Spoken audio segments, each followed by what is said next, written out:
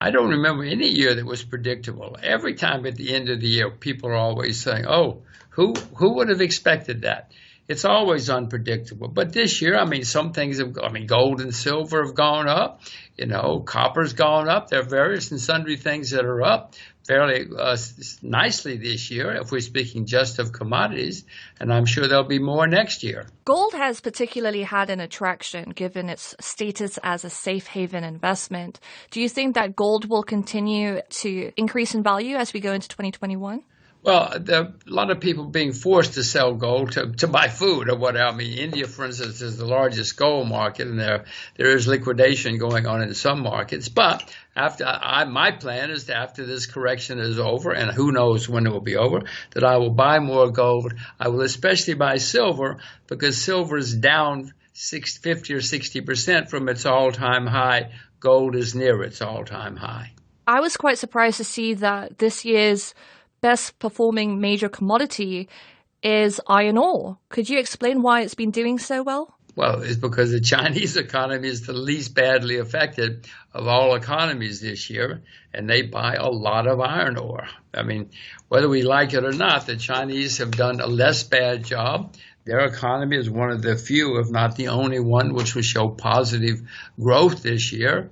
So they're having to buy a lot of iron ore. And of course, the iron ore mines aren't producing a lot because of the virus. We're also seeing copper and platinum ticking up, and that's on hopes that the vaccine rollout around the world will see economies start to rebound. Do you think this is a bit optimistic? Copper's also up because electric cars use 4 or 5, maybe 6 times as much copper as a regular car does, and it looks like there's a bigger move coming in electric cars, so that's part of it. But yes, no part of it is certainly the world economy, and most people, if you look out the window, expect the world economy to be better in 2021. But that's mainly because 2020 was such a disaster during part of the year. And relative to stocks, relative to equities, the cheapest asset class, or one of the cheapest asset classes, is commodities. And for a long time, you've always been a big bull on agriculture, but it's done really badly this year. Well, no, of course. I mean, everything is done badly. People couldn't work, people couldn't eat, people couldn't do anything. But as I look around the world, bonds are certainly in a bubble. Stocks in some countries are near highs. Property in many places is a bubble. The only asset class I see that's still cheap are commodities. Doesn't mean they're going up, but they seem to be still cheap.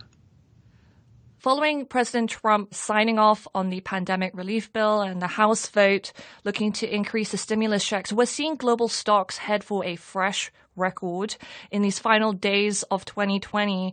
But you said that you think that stocks may be in a bubble. Could you elaborate? Well, there's no question that some stocks are in a bubble. But Alicia, some stocks in America are actually down in 2020. So this is not a full-fledged bubble yet. But if you look at some, electronic or technology stocks, they go up all over the world. Samsung, Alibaba, not Alibaba now, but Tencent and others, they're going up. A bubble is developing. You're having a whole new crowd of investors come into the market who don't know. All the signs are there. It's not a full-fledged bubble yet, but I can see signs of a bubble developing.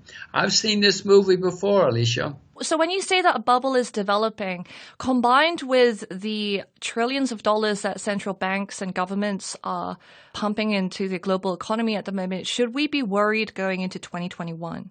Well, I'm not short anything. I am certainly, I think I see what's going on. I think I see the bubble developing. The bubble will become bigger and bigger probably during 2021. But later in the year, the bubble's probably going to pop and a lot of people are going to suffer. Now, I don't see any reason to be worried right now. Mr. Biden and his crowd all want to spend money, and they will. And so if you were to give your top 3 predictions for the markets going into 2021, what would you recommend? I think the market is going to go up for a while because Mr. Biden and his crowd love to print money, love to borrow money, love to spend money. So markets around the world will probably go up. Markets in Asia like Japan, China will go up more because they're down more.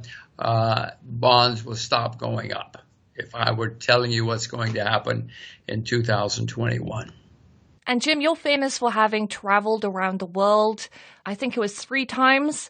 Are you hoping that with the vaccine now you'll be able to travel again in 2021? I certainly hope so. As much as I like being at home and as much as I like Singapore, I'd like to see other parts of the world too. I miss the world very much. Jim Rogers, thanks so much for joining us. My pleasure. My pleasure.